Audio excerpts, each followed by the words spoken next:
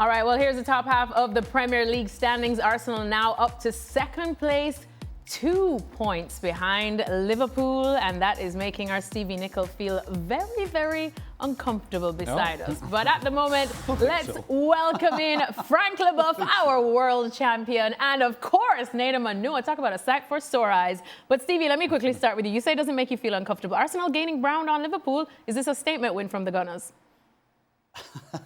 I don't think it's a statement win. I think they got what they deserved, to be honest. I mean, they dominated this game, in my opinion. They were by far the better side. And actually, the man, Nick Pope, that kept Newcastle in this game, he had at least 3 world-class saves in this game that kept them in the game.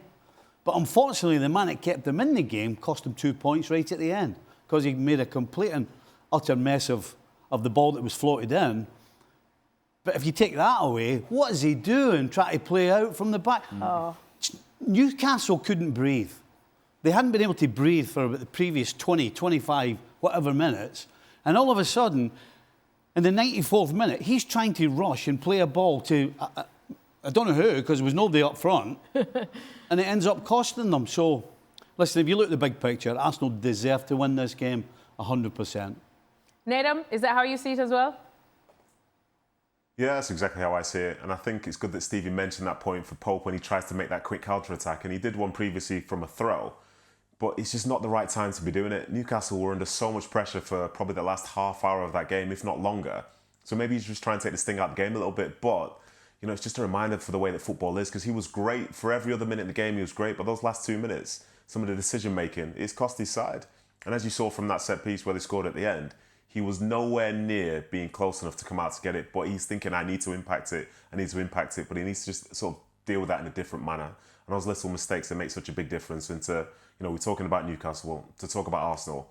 I thought overall it was a really good performance. Going up there to play against Newcastle, it's always a tough, hostile affair. But in fairness, Arsenal mixed it with Newcastle. They had the strength, they had the power. There was also little bits of nice play with the likes of Eze and so on. And then you also knew that there was going to be a chance from a set piece. And the more they push and they push and they push, if you are to get points away from them, you have to sort of manage those moments. But Newcastle, for as much as they were good for the 94 minutes, you've got to go all the way till the end. And that goal coming in, it's a great delivery. But again, we've seen a goalkeeper basically being pinned by Saliba, and this is all part of the plan. They get their head to it. They've got big players in the box, and it's a deserving win for them. And when they were going crazy in the corner, I think it's very much deserved, because I think for them to finally beat Newcastle after the recent games they've had against them in the cup, in the league, and so on, I think they'll take a lot of belief from that game. Frank, what did you think about the game? A couple of the points that the boys pointed out here, you know, of course, questionable decision-making by some of the Newcastle players, especially the goalkeeper. Or does it just show Arsenal's mental fortitude to get this win? Yeah, I've been impressed by the Gunners at the end of the game. I thought they will maybe give up because Nick Pope was on fire, but they deserve to win. There is no contest for me. They worked hard. They tried better than Newcastle. Newcastle fought hard, but not the same level of values, I would say, comparing to the two teams. But I want to talk about the referees. I mean, the referees in the world generally, where they need to have uniform decisions. I mean, I completely agree with the fact that there is no penalty on Pope, but I remember Roberto Sanchez doing exactly the same last week, touching the ball, and the referee gave him a red card and a free kick. Then after, on the Gabriel handball, I remember Champions League, last goal from Real Madrid against Marseille, penalty, tackle from Medina, he touched the ball, and then he touched with his hand, was on the floor, and they gave a penalty. So I don't know where to stand anymore. They should have, again, a uniform decision to make sure that we understand the football. And it's not randomly one ref gives something and another one doesn't, and the other one doesn't. So, but otherwise, I saw a great game of football, especially the first half, and especially from the Gunners. And again, that was crucial for them to score that second goal. Yeah, Nick Pope, Stevie, he made 3 fantastic saves, but the corner kick that they have, then when the Gunners score, is because Nick Pope tries to win the game and kick the ball like stupidly, loses the ball, and there is a counter-attack, there is a corner kick, and there is a goal for Arsenal. And now sometimes you have to know how to draw. You have to stop, calm down, and maybe get the 1 point. That's much better than 0. Oh, not the playing for a draw. That's the last thing we want to hear. But Ale, we were, of course, on the Barcelona game, but you were keeping a close eye on this one, and the officiating made you go, as well. Well, to Frank's point, and he's addressing the Marseille penalty or against Marseille for Real Madrid, and I would tell Frank, well, this handball, pretension handball today, was far more of a penalty than that one was against Medina and against Marseille for Real Madrid. And yet this one was not given, and for the life of me, I couldn't understand it. And they're looking at the video, and I'm thinking, well, I guess they're looking for a touch of the shin, but that arm is all the way up here, and if there was a touch by the shin, it really doesn't change the ball flight at all whatsoever. That ball is going to that arm no matter what. Like a graze, a little shin. And look. But then is that not what Frank's talking about, though? Frank's talking about, can we get some generality across the board? If it does touch the shin, regardless of how hard, then it's a deflection, isn't it? Yeah, but that negates it. The point that Frank just made is that a play that was less of a handball was given as a penalty in Champions League 3-4 days ago. And so which is wrong. Okay, maybe so. I'm saying that this was more of a penalty than that one. I'm not. I don't know what your point is, to be honest with you. The point is that I thought you said that there was no touch. You didn't think there was a touch. If there was a touch, it was the slightest of touches. And that's my point. It doesn't matter if it's the slightest of touches. Across the board, if it's a ricochet and it hits your hand, regardless of where your hand is, then it shouldn't be a penalty. Yeah, but I think you... Go ahead, Frank. Yeah, sorry. I think you are agreeing. In fact, I think the referee didn't give the penalty because supposedly Gabriel touched the ball with his shin. Whatever. The inconsistency of their decision is demergeable for the football, where again Medina tackles, it barely touches the ball with his hand, which is already on the floor, so it doesn't affect anything in the game. Comparing to, and I agree with Ali, Gabriel lifting his hand is being touched, and we don't care if he's being touched by his part of his body before. But they have to clear it up, to explain to us what's going on, because we don't get it. Even in the studio right now, we're not able to explain what kind of decision we have seen from referees. So it's getting insane in a way it's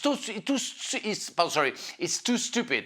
Yeah, the other thing I would say is, while I think the result ends up being fair in regards to Arsenal deserving to win against Newcastle, what's unfair, because see, football can be fair and unfair at the same time. It's unfair that Gabriel ends up scoring the game-winning goal, where you can argue that perhaps he should not have been on the field because he was upset that Voltemade had scored on him. And right off the kickoff, he went and gave the old sort of forearm kind of fist shove to the face of Voltemade. And nothing happened. There's a lot of finger pointing and nothing happened. But he went straight at Voltemade with the ball being nowhere near in play or nowhere near them too.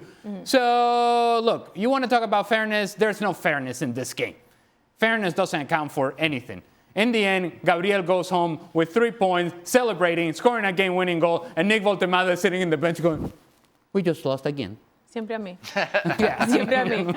Nedum, let's bring in Nedum, because Nedum's always the coolest head on this panel. I saw you scratching your goatee that you don't have over there, Nedum. Where do you stand in all of this?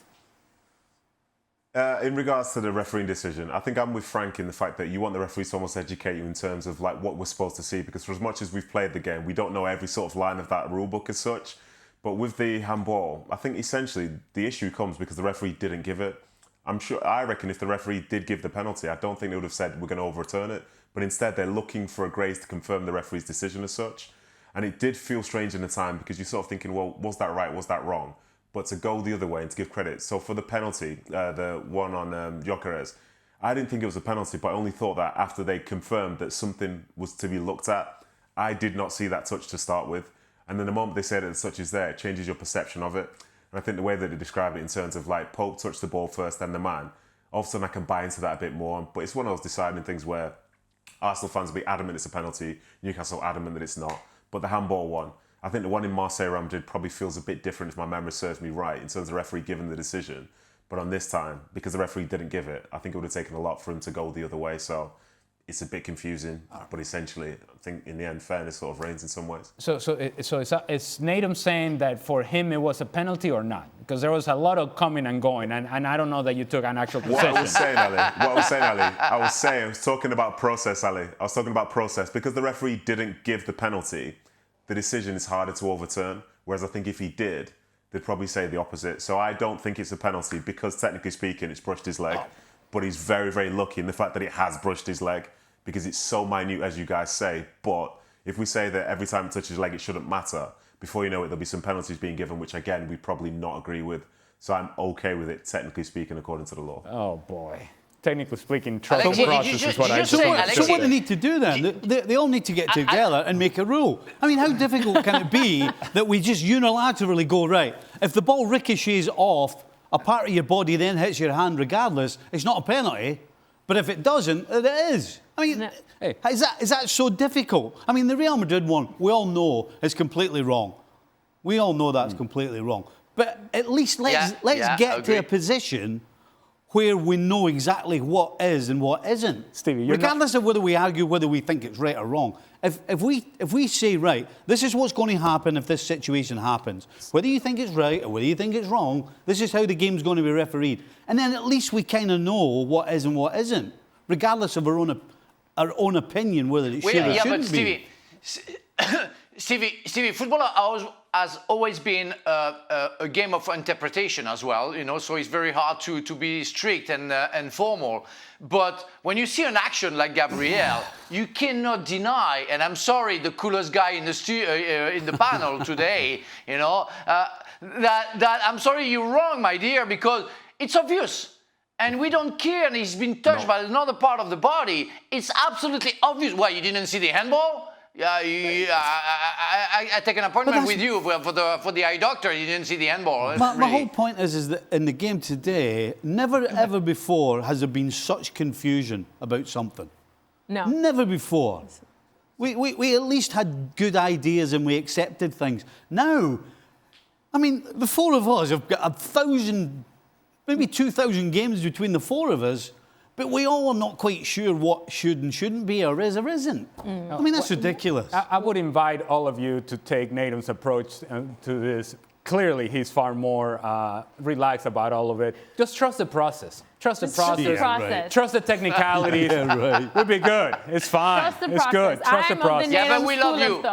Nedum, we love you. So don't be offended by what we say. We love you. And you're still our favorites. But speaking of Nedum, let me come to you now about what we saw from Arsenal. How impressed by Mikel Arteta's men are you?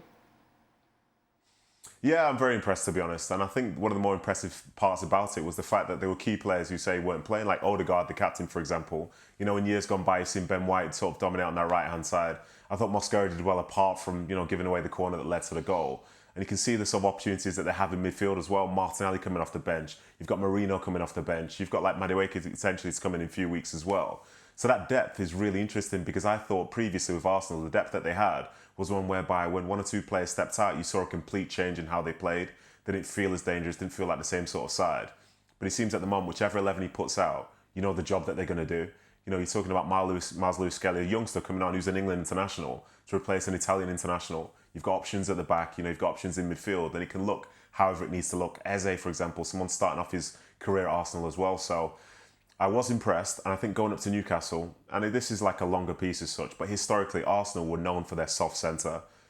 That doesn't exist anymore. You could argue they're probably one of the strongest, toughest, and almost like at times bully sides in the Premier League. But you add to that the fact that playing against a low block like Newcastle had today, they create some real good opportunities through really nice bits of play because they've also got some fantastic footballers in there as well. So that balance and the opportunities that they have and the players they have available right now, it does give you a positive outlook. And again, I said it before, for them to beat Newcastle, finally, because if you look back at the last 3-4 games, it's been really tough for them. That's a monkey off their back because they've shown that they can do it. And this Newcastle side would have thought that they had Arsenal's number, but today in the end, they absolutely did not.